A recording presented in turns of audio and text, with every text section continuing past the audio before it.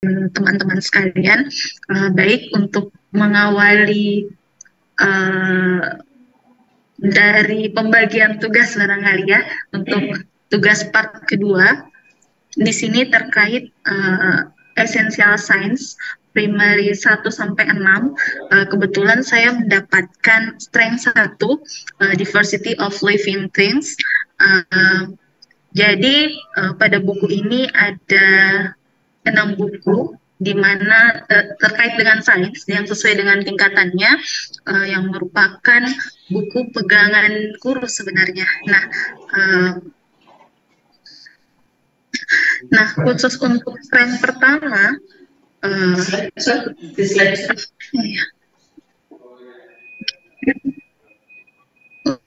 untuk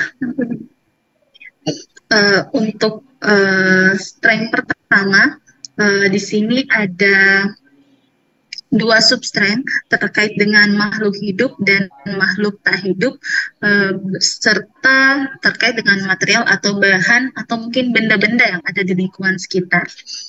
Nah, kemudian setiap substrength, jadi ada 2 substrength tadi, setiap substrength ini memiliki 6 tingkatan, jadi ada 6 kelas, dan itu setiap substrate memiliki 6 kelas. Nanti setiap kelasnya ini terbagi lagi dari beberapa pelajaran, beberapa pelajaran. Jadi misalkan substrate 1 memiliki 6 kelas, dan primary 1 ini juga memiliki beberapa pelajaran. Nah, di sini bisa kita lihat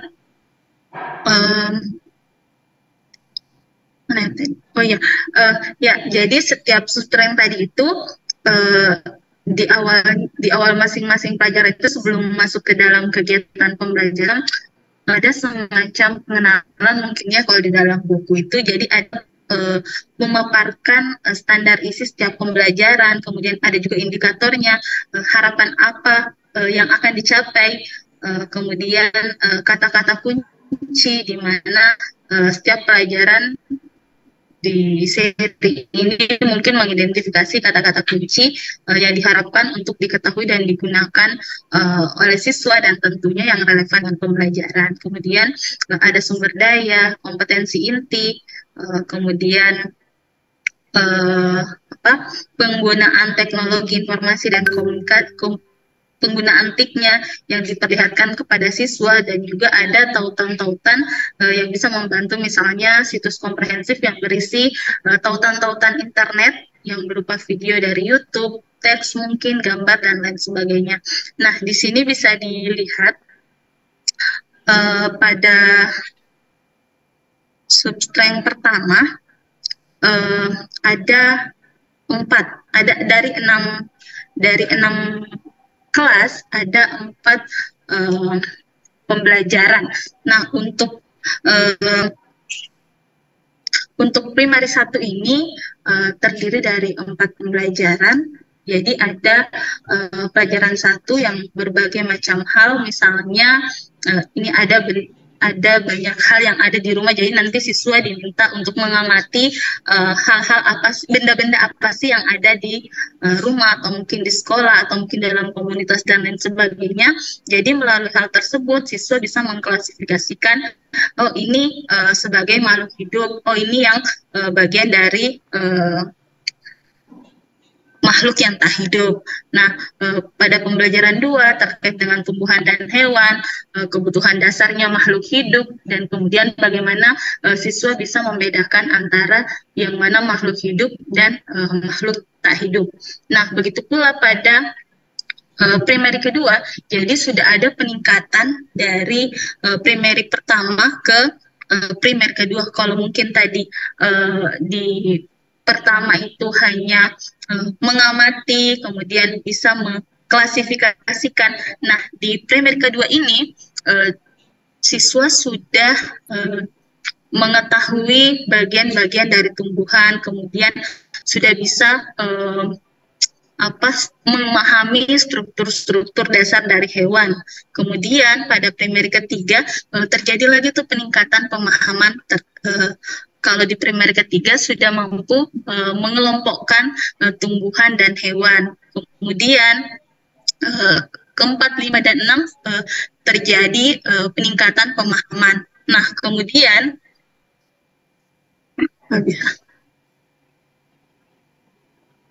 begitu pula pada subsub yang kedua. Pada primary pertama, di sini siswa mengidentifikasi benda, mengelompokkan benda ini berdasarkan dengan bentuknya. Kemudian pada primary kedua, siswa sudah bisa mengetahui, oh sifatnya benda ini apa, ini yang termasuk benda padat, kemudian ini yang termasuk benda cair, benda gas, dan kemudian di primary ketiga, bagaimana penggunaan bahan ini dalam kehidupan sehari-hari. Kemudian bagaimana perubahan wujud zatnya. Nah, pada primary keempat, ini bagaimana mencampurkan air dengan air. Di dalam buku itu memberikan contoh ketika minyak yang dicampur dengan air.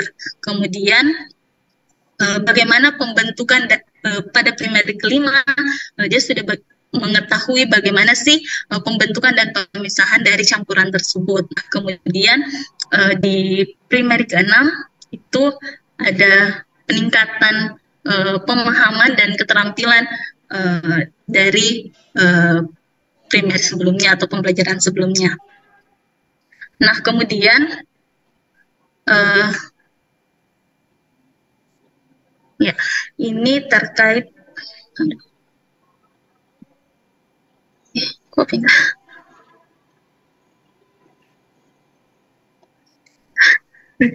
Nggak bisa gerak lagi. Masih ada juga? Udah pindah ke selanjutnya, Prof, tapi nggak bisa. Coba Oh ya.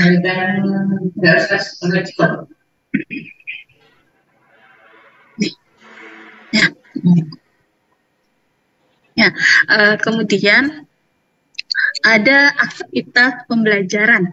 Nah, di aktivitas pembelajaran ini, jadi seperti yang telah disampaikan sebelumnya, bahwa di primary 1 ini memiliki 4 pelajaran. Nah, dari setiap pembelajaran itu terdapat beberapa kegiatan. Khusus untuk pelajaran pertama, di sini ada 4 kegiatan. Jadi, siswa ini diajak oleh guru untuk berkeliling, melihat rumah dan melihat lingkungan sekolah untuk menyebutkan nama-nama benda yang mereka lihat. Kemudian dia bisa mengidentifikasi benda-benda yang ada di sekitarnya, yang mana benda hidup dan yang mana benda tak hidup.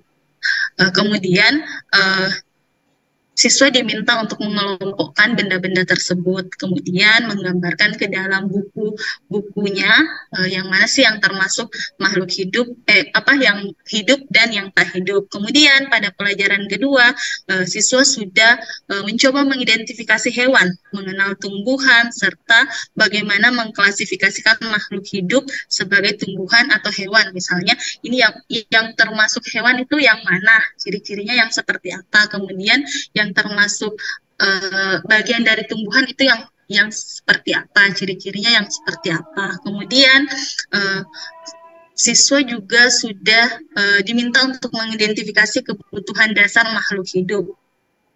Kemudian mendeskripsikan berbagai macam benda-benda yang ada di lingkungan, misalkan memilah yang mana benda hidup, yang mana benda mati, kemudian apa sih yang membedakan antara benda hidup dan tak hidup, kemudian bisa menyortir benda-benda apa saja yang menjadi benda hidup dan tak hidup. Nah, kemudian pada primary kedua atau mungkin di kelas kedua, itu sudah terjadi peningkatan yang tadi hanya mengamati saja. Nah, di bagian kedua ini, dia sudah mengenali bagian-bagian tumbuhan. Kemudian mampu juga mengidentifikasi bagian-bagian tubuh dari hewan. Dia bisa membandingkan tubuh manusia dan hewan itu bedanya di mana, menunjukkan gambar bagian tubuh utama, misalkan ini bagian kepala, bagian badan, dan bagian kaki misalnya. Kemudian pada primary ketiga sudah memahami atau terkait dengan perbedaan bagaimana cara tumbuhan dan hewan ini makan, bagaimana hewan dan tumbuhan ini bertumbuh, bagaimana dia bisa bergerak, bagaimana dia bisa berkembang biak, bagaimana tanggapan atau responnya ke siswa terhadap faktor eksternal ini. Dan di sini ada proyek terkait dengan peta konsep ciri-ciri tumbuhan.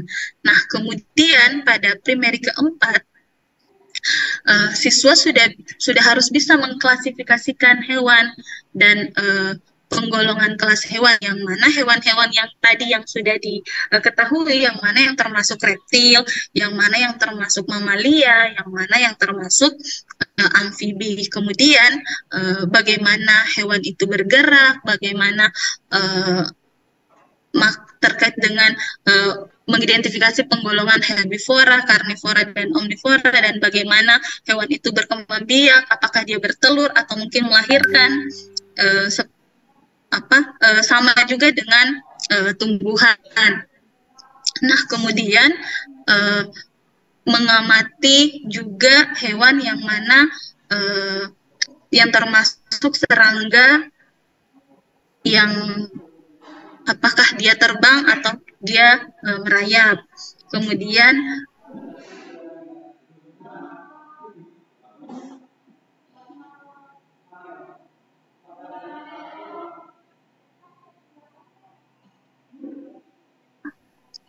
yang dilihat di sini bagaimana kepekaan pada manusia, kepekaan terhadap tanaman, penanaman benih jagung misalnya, ketika dia di sini ada praktikumnya, ketika penanaman benih jagung, satu disimpan di luar ruangan yang terkena sinar matahari langsung, dan satu yang tidak terkena cahaya. Jadi dia bisa melihat perbedaannya apa, kemudian bisa membandingkan tumbuhan dan hewan melalui caranya berkembang biak, ketika dia bernafas dan menerima rangsangan. Dan kemudian proyeknya di sini, siswa ini harus bisa memetakan proses hidupnya hewan dan tumbuhan. Kemudian primeri keenam itu sudah bisa mengamati perbedaan antara sistem akar. Jadi dari ciri-ciri tumbuhan tadi itu ada akar, salah satunya akar. Nah, di sini siswa bisa mengamati perbedaan antara sistem akar tunggang dan akar serabut, dan kemudian bagaimana mengklasifikasikan setiap akar itu, yang mana yang termasuk akar serabut dan akar tunggang melalui sebuah peta konsep ciri-ciri tumbuhan.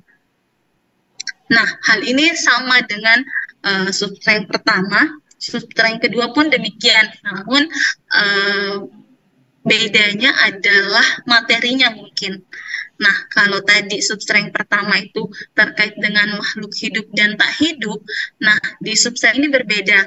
Nah, primeri pertama, siswa itu diminta untuk mengidentifikasi sumber-sumber bahan benda, misalkan mencocokkan benda seperti kursi, buku, pakaian dengan sumber lainnya. Misalkan kursi ini terbuat dari apa, pasangannya di apa, kemudian pakaiannya ini sumbernya dari mana. Kemudian di sini sudah melibatkan teknologi, memperlihatkan gambar video kepada peserta didik. Nah, kemudian juga mengelompokkan bahan-bahan atau benda berdasarkan sifatnya. Misalkan ada yang lunak, ada yang keras, atau mungkin ada benda padat, zat cair, dan gas mungkin. Nah, kemudian pada primeri kedua itu sudah bisa mengidentifikasikan yang mana yang termasuk benda lunak, yang mana benda keras, yang mana kasar, dan lain sebagainya. Kemudian yang mana yang termasuk sifat-sifat dari zat padat, zat cair, dan gas. Jadi melalui perubahan wujud zat. Nah, kemudian pada primeri ketiga, di sini sudah bisa menggunakan penggunaan bahan umum seperti logam, kayu, plastik, jerami, dan lain-lain untuk mengidentifikasi bahan-bahan yang digunakan untuk membuat benda-benda tadi, misalkan pakaian, kursi, meja, dan lain sebagainya. Nah, kemudian pada primary keempat sudah bisa menjelaskan campuran cair dengan cair. Yang tadi seperti contoh yang saya katakan bahwa air dan minyak, bagaimana dia membedakan jenis campuran air dan minyak. Dan kemudian bagaimana menjelaskan cara memisahkan campuran tersebut. Nah, pada primary kelima,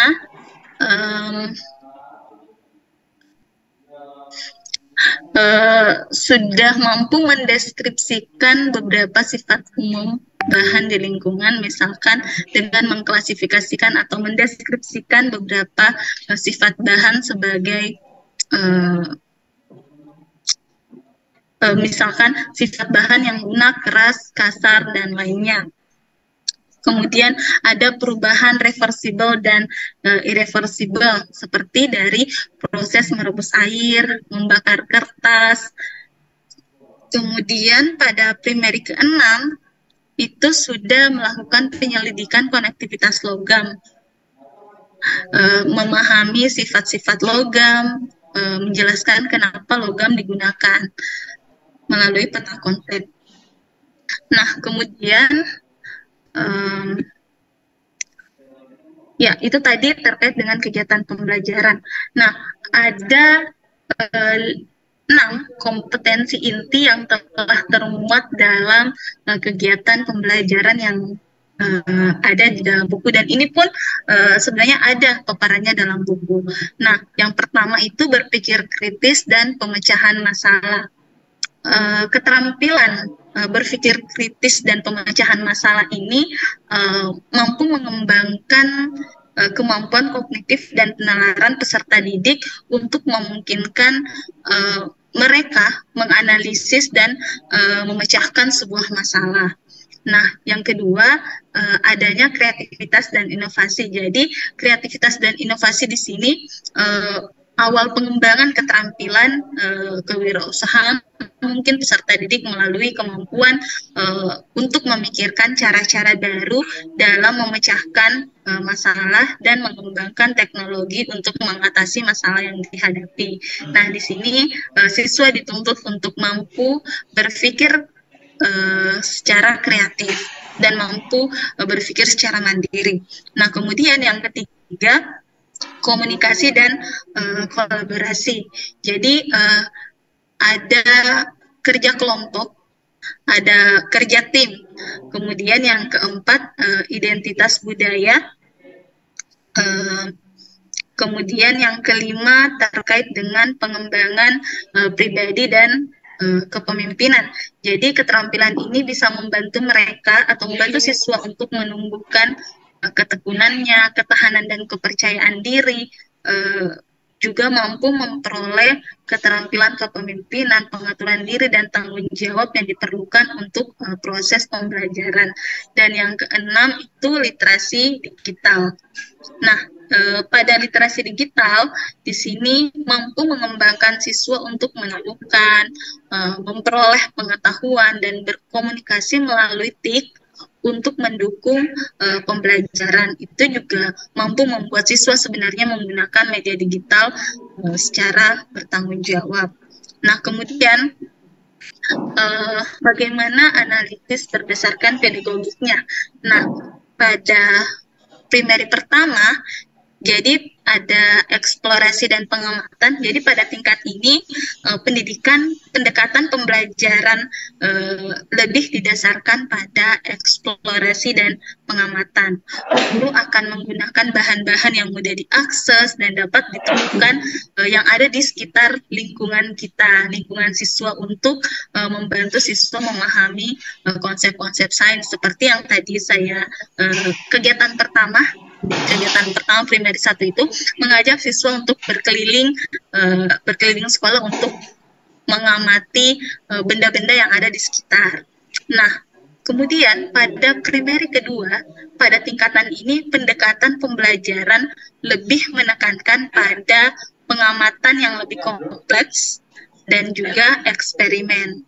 Jadi siswa yang dilibatkan dalam eksperimen sederhana yang kemudian dirancang untuk membantu siswa memahami prinsip-prinsip sains. Misalnya tadi dia sudah menemukan benda-benda yang ada di sekitarnya. Kemudian pada primer kedua ini sudah mengidentifikasi, mendeskripsikan ciri-ciri fisik tumbuhan dan hewan. Kemudian yang ketiga, primer ketiga, nah pada tingkatan ini pendekatan pembelajaran ini lebih fokus pada pengumpulan data dan analisis.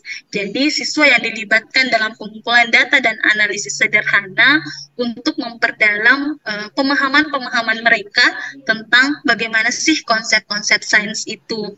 Nah, kemudian ini bisa contohnya tadi pada kegiatan pembelajaran bagaimana sih tanaman dan tumbuhan dan hewan itu bisa bergerak, bisa tumbuh, bisa mendapatkan makanan, berkembang biak dan lain sebagainya.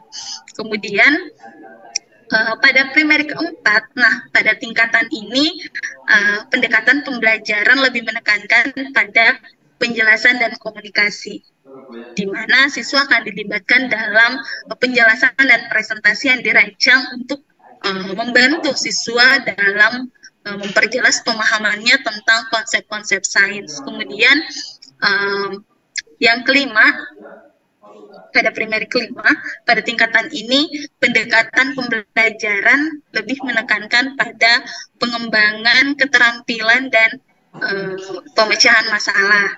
Nah, di sini siswa akan dilibatkan dalam masalah-masalah sains yang lebih kompleks tentunya, dan diharapkan siswa dapat mengembangkan keterampilan untuk memecahkan sebuah masalah tersebut. Nah, pada primer ke-6, ini tingkatan terakhirnya, pada tingkatan ini pendekatan pembelajaran lebih menekankan pada pemecahan masalah dan juga pengambilan keputusan, di mana siswa akan dilibatkan dalam masalah-masalah sains yang lebih kompleks.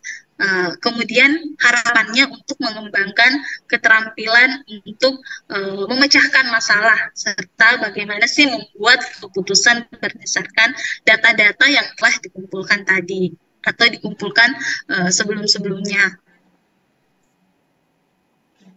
Nah, pedagogi dan penilaian atau pedagogi, di mana pedagogi ini berpusat untuk sains. Nah, yang pertama, pembelajaran berbasis aktivitas, metode pembelajaran langsung, kreatif, dan partisipatif. Jadi maksudnya di sini guru melakukan kegiatan sesuai dengan kelompok usia dan keterampilan peserta didik. Harus ada variasi-variasi dalam kegiatan. Jadi kegiatan tidak hanya membantu mengumpulkan pengetahuan saja, tetapi mampu juga untuk menerapkan dan mengevaluasi pengetahuan yang telah diperoleh oleh siswa. Kemudian yang kedua ada demonstrasi. Di sini guru mempertahankan peran otoritas formal dengan menunjukkan kepada siswa apa sih yang perlu mereka ketahui, kemudian melalui proses demonstrasi. Nah, kemudian pembelajaran berbasis inquiry. Nah, di sini guru merancang sebuah investigasi untuk menjawab pertanyaan.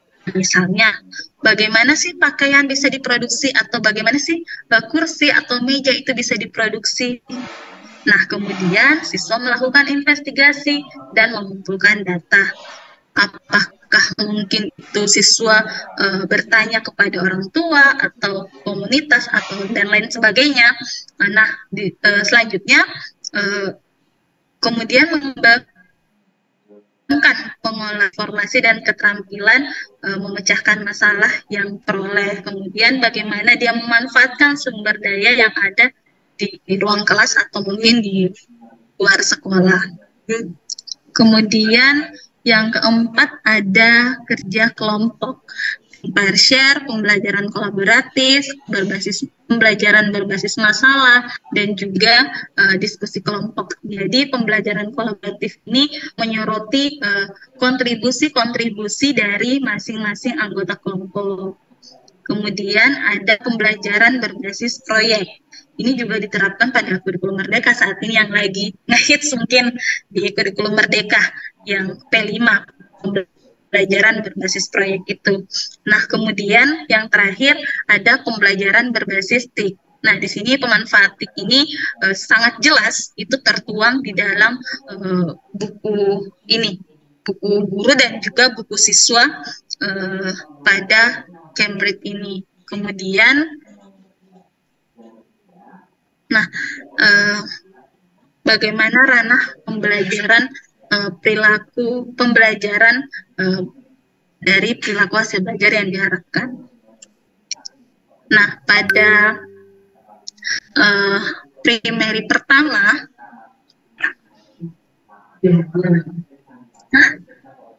ya ini ini fokus ke skill ya. Kan ada di dalam buku pun dijelaskan ada 3 terkait dengan pengetahuan, pemahaman, dan penerapan, keterampilan proses dan sikap, mungkin kognitif, afektif, dan psikomotorik mungkin, Prof ya. Ya, jadi di primary pertama itu kognitifnya itu memang fokus dengan pemahaman konsep dasar sains. Sedangkan pada primary kedua sudah ada peningkatan kognitif, pemahaman konsep sains yang lebih kompleks lagi. Kemudian pada primary ketiga, pemahaman sainsnya pengamatan dan eksperimen sederhana. Kemudian pada primary keempat, pemahaman sains ini melalui keterampilan berpikir kritis, seperti bagaimana sih membandingkan ini dan ini, benda ini dan benda ini, bagaimana mengklasifikasikannya. Kemudian pada primary kelima, siswa sudah ada pemahaman sains melalui sebuah pemecahan masalah. Dan primary keenamnya, pemahaman sains melalui pemecahan masalah dan pengambilan keputusan. Jadi siswa sudah bisa ada pengambilan keputusannya. Artinya sudah bisa memberikan kesimpulan dari pemecahan masalah yang dilalui. Kemudian pada keterampilan proses juga demikian. Nah, kalau primary pertama, keterampilan motorik halus dan kasarnya itu melalui aktivitas sains yang menarik, yang tadi berjalan keliling sekolah untuk mencari benda-benda yang ada di sekitar. Kemudian pada primary kedua sudah mulai mengembangkan keterampilan praktis dan eksperimentalnya. Kemudian pada primary ketiga, keterampilan praktis dan eksperimental yang lebih kompleks lagi dibandingkan dengan primary kedua. Kemudian pada primary keempat sudah mengembangkan keterampilan dalam menganalisis dan menafsirkan sebuah data-data sains. Kemudian pada primary kelima, keterampilan dalam merancang eksperimen sains yang jauh lebih kompleks, serta keterampilan dalam melakukan penelitian-penelitian sains yang sederhana. Kemudian primary keenam, keterampilan dalam memecahkan masalah-masalah sains yang kompleks, serta keterampilan dalam membuat presentasi sains yang efektif. Nah, bagaimana dengan sikapnya? Nah, tentu juga ada peningkatan berdasarkan sikap dan nilai.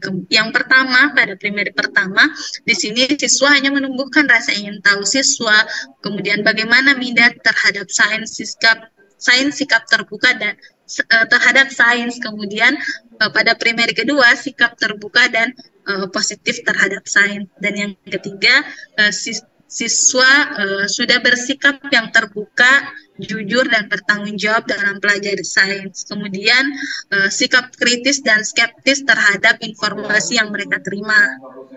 Kemudian sikap yang terbuka terhadap perubahan-perubahan dan mungkin kesalahan dalam sains. Kemudian yang keenam, sikap yang terbuka terhadap perbedaan pendapat dalam sains, ketika mungkin ini dalam sebuah kelompok ada perbedaan pendapat. Nah, kemudian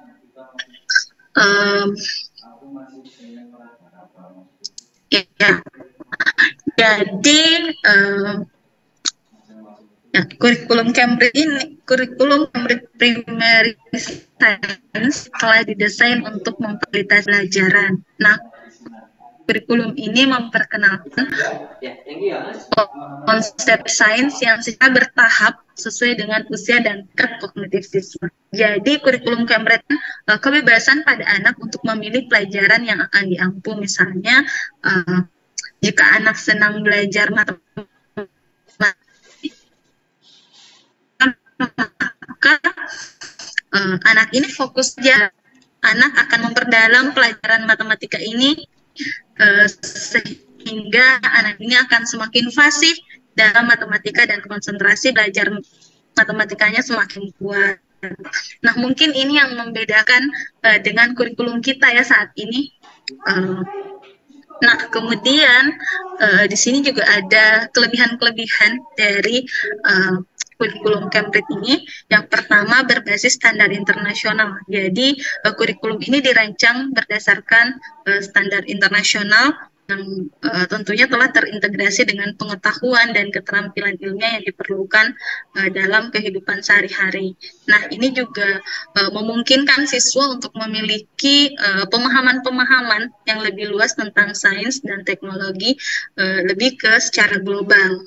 Nah, kemudian pendekatan holistik dalam mengajar sains. Nah, kurikulum ini menggunakan pendekatan holistik dalam mengajar sains, yang berarti bahwa siswa tidak hanya mempelajari fakta-fakta sains saja, tapi siswa juga mampu mengembangkan keterampilan-keterampilan praktis dan sosial, serta kreativitas dan kepercayaan diri dari siswa tersebut.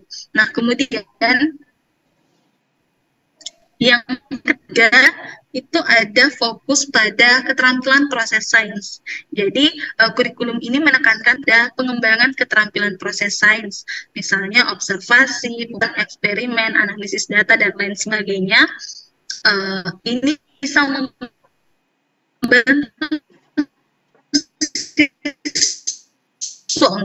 mengembangkan pemahaman yang lebih dalam tentang dalam kehidupan sehari-harinya. Kemudian yang terakhir, evaluasi dan komprehensif. Jadi kurikulum ini menawarkan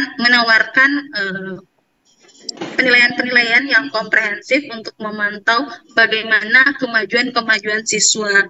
Nah, penilaian ini mencakup aspek termasuk tadi pengetahuan, keterampilan, dan sikap siswa terhadap sains. Nah, kemudian kemampuan apa sih yang harus dimiliki oleh guru dalam mengajar sains di tingkat dasar? Nah, di sini saya mencoba menuliskan ada 5 kemampuan. Yang pertama, bagaimana kemampuan merencanakan pembelajaran. Nah, guru harus mau merencanakan pembelajaran sains dengan matang, termasuk menyiapkan alat dan bahan yang diperlukan, bagaimana menyesuaikan materi dengan tingkat pemahaman siswa. Karena seperti yang kita lihat tadi, pada primary 1 sampai 6 itu ada tingkatan-tingkatan pemahaman siswa, ada perbedaan tingkat pemahaman siswa. Nah, kemudian yang kedua, kemampuan menyampaikan materi dengan jelas. Jadi, sebagai seorang guru itu harus mampu menyampaikan materi sains dengan jelas yang mudah dipahami oleh siswa. Nah, misalkan penggunaan bahasa yang sesuai dengan tingkat pemahaman siswa, misalkan penggunaan contoh konkret dan menghindari penggunaan kata-kata yang sulit untuk dipahami oleh siswa SD. Nah, kemudian yang ketiga, kemampuan memfasilitasi diskusi. Nah, di sini guru harus mampu memfasilitasi diskusi di dalam kelas, termasuk memberikan pertanyaan-pertanyaan yang menantang atau mengarahkan siswa untuk berpikir kritis, seperti itu. Nah, kemudian keempat, ini kemampuan mengintegrasikan dengan teknologi. Nah, kalau kurikulum Cambridge memang pembelajaran